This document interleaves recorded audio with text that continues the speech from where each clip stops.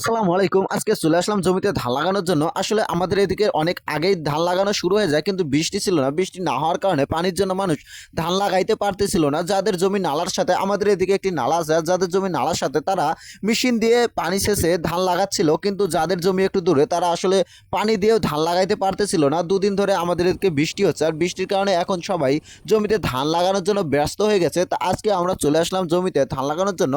কালকে আমরা অনেকটুকু জমি গেড়েছি বিকালবেলায় বৃষ্টির ভিতরে। আজকে আমাদের বেতন শেষ হয়ে গেছে। বেতন শেষ হওয়ার কারণে অল্প একটু জায়গা গাড়ার পরে আমরা এখন চলে আসলাম জমির বেতন তোলার জন্য। আসলে এগুলো হচ্ছে বেতন ফেলা হয়েছিল, বেতন ফেলার পরে আর তোলা হয় না। তুলে আমাদের এদিকে বেতন ফেলানোর পরে বেতন তুলে বলান দিয়ে রাখা হয়। বলান দিলে একটা সুবিধা হয় হচ্ছে বলানগুলো অনেক বড় বড় হয়, যার কারণে বন্যা আসলে সহজেই ডুবে যায় না। ডুবে না যাওয়ার কারণে বন্যা নেমে যাওয়ার ফলে ওই ধানগুলো আরও ভালো হয়। আমাদের এদিকে মোটামুটি বন্যা হয়, অল্প একটু বৃষ্টি হলেই বন্যা হয়, কিন্তু আমাদের এদিকে একটি সুন্দর নালা খোঁড়া আছে, যার কারণে আসলে বৃষ্টি হওয়ার পরেও পানিগুলো খুব তাড়াতাড়ি চলে যায়। বেসনগুলো তুলতে অনেক সুবিধা, তাড়াতাড়ি উঠতেছে এবং গাড়তেও অনেক সুবিধা, মজা পাওয়া যাচ্ছে, কারণ বেসনগুলো একদমই টাটকা আছে এবং শক্ত, গাড়তে খুব সুবিধা হয়। আর বলান যখন তোলা হয় তখন বলানে সার দেওয়া হয়, আর বলানগুলো অনেক মোটা হয় এবং নরম হয়, এই কারণে বলান তুলতেও অনেক অসুবিধা হয় এবং গাড়তেও অনেক অসুবিধা হয়। আমাদের গাড়া প্রায় শেষ, মোটামুটি শেষের দিক। আমরা ওই পর্যন্ত জমি গাড়লাম, আজকে অনেক জমি গেড়েছি। আজকে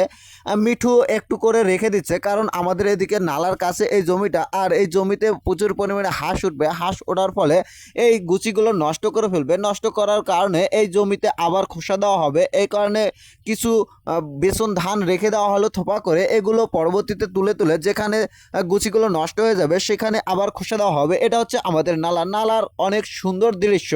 আমাদের এই নালাতে প্রচুর পরিমাণে মাছ হয়। যখন বন্যা হয় অনেকেই মাছ মারে। আসলে আমরাও এই নালাতে শখ করে খুবই মাছ মারি, অনেক বড় বড় মাছ পাওয়া যায়। আজকে ডাক্তার চলে আসছে আমাদের গরুর চিকিৎসা করার জন্য। আমরা আমাদের পুকুরে হাপা দিয়ে, আমার হ্যাচারির হাপা দিয়ে খ্যাও দিয়ে দেখতেছি যে আসলে আমাদের দেশি মাগুর মাছগুলো কেমন হয়েছে, কত বড় বড় হয়েছে।